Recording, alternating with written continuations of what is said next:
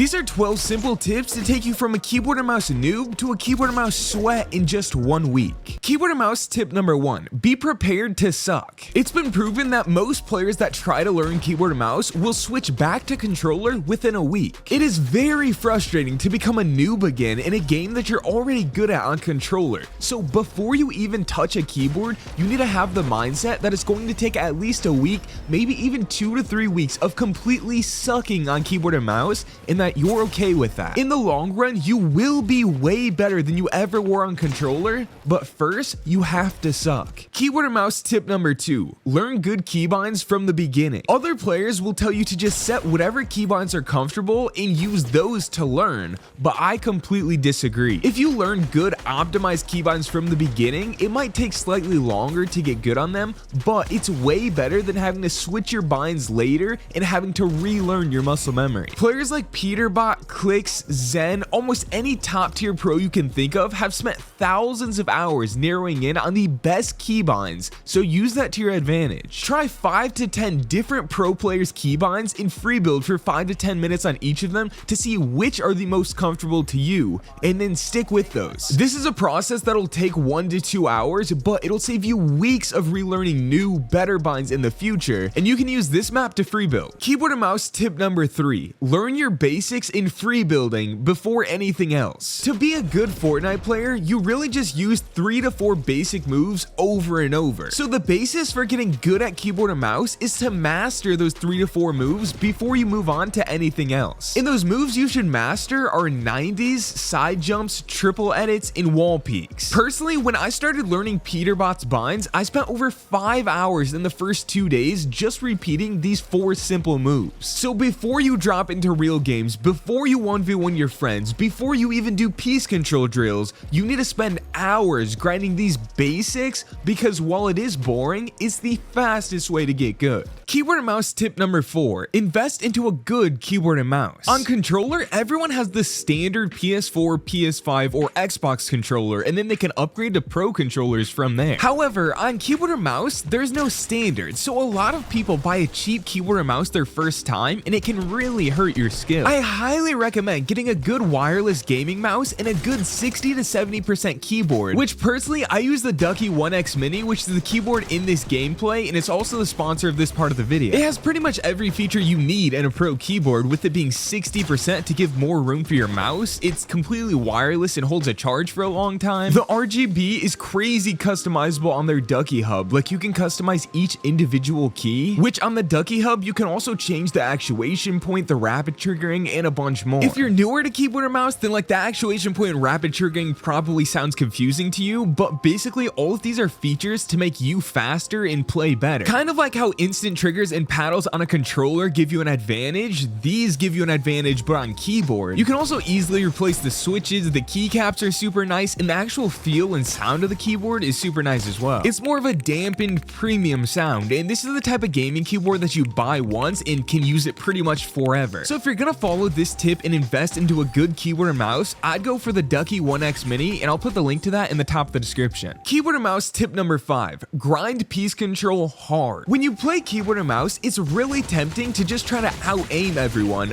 but that's not how you become a good player. The best players use piece control on nearly every single elim they get, and the only way to get that comfortable with piece control is to absolutely grind piece control drills. Personally, I use this training map from Raider that has 20 something different drills, where on every single rep you're placing builds, editing builds, and shooting a bomb. And I'll be honest, these drills are fun for like 10 minutes and then they get super boring, but the key is to take your headset off and just grind while watching YouTube videos in the background. I spent 2 to 3 hours doing this every single day for the first entire week I was learning Peterbot's binds, and while it was super boring to do the same thing over and over, it made my mechanics look crazy. Keyboard and mouse tip number 6, make it as fun as possible. I mentioned how boring it can get grinding your mechanics mechanics in the first week, but there are ways to make it more fun. One way I already suggested is to set up your phone and watch YouTube videos while you're grinding. This takes your focus off the repetitiveness of the drills so you can just keep going. Another way to make it more fun is to switch up your scenery. Like, I find grinding different sessions with different crosshairs and different backgrounds can change it up. You can also listen to a podcast, be on a call with your friend, see how many reps you can go without messing up, or even just zone out and go into a flow state. And just remember, this really tough grind is really only at the start. After a couple weeks, you'll be so thankful you did this. Keyboard and mouse tip number 7. Find a good sense and stick with it. Similar to Keybinds, the best Fortnite pros in the world have spent thousands of hours dialing in the perfect sensitivity,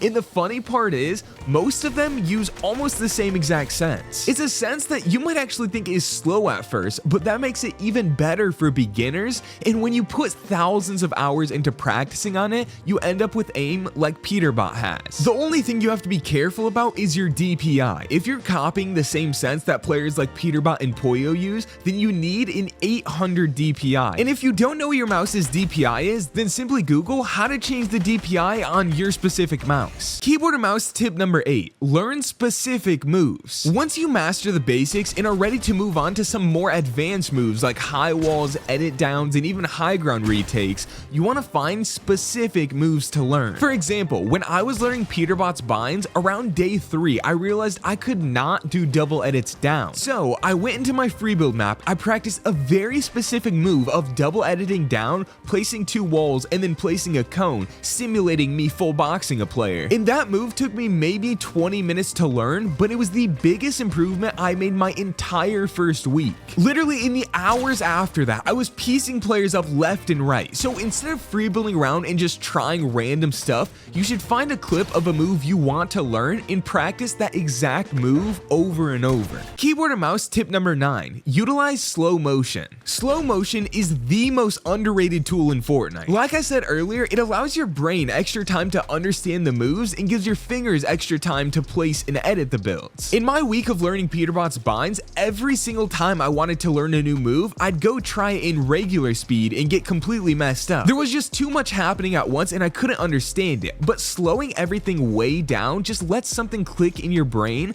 and then after a few minutes, you can increase the speed a little. Once you get that down, you can increase the speed a little more, and after around 10 to 15 minutes, you fully understand the move and can consistently do it. It literally feels like magic. It's so effective. Moves that'll take you days to learn in regular speed can take you 20 minutes to learn in slow motion. And it's even better if you have a clip of the move you want to learn, because you can also put that in slow motion, and now you have a step-by-step slow motion tutorial on how to learn any move in Fortnite. Keyboard and mouse tip number 10. Set goals for yourself. If you're really grinding, progress in your first 4 to 5 days is really fast, and each day you'll notice yourself getting better.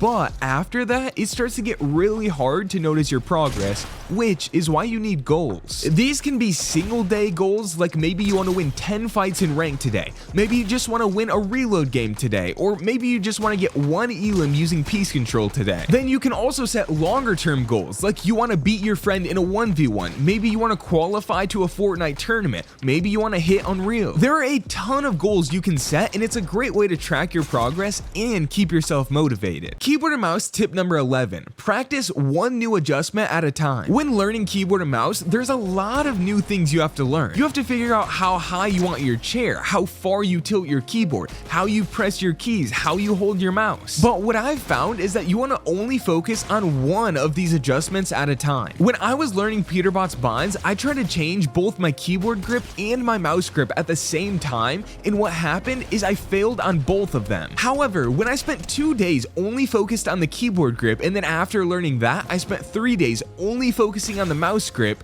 just like that, I learned both adjustments. Keyboard and mouse tip number 12. Don't quit. Remember, you will suck at first. It's part of the process, but I have never heard of a player who switched to keyboard and mouse and ended up worse in the long run. Keyboard and mouse has so many advantages over controller, and if you want to be the best Fortnite player you can be, it's smart to learn keyboard and mouse. So just think about the future and don't quit. You'll regret it if you do. Now click here to watch me learn Peterbot's binds in 1 day, or click here to watch my 1 week keyboard and mouse progression. Drop a like and thanks for watching.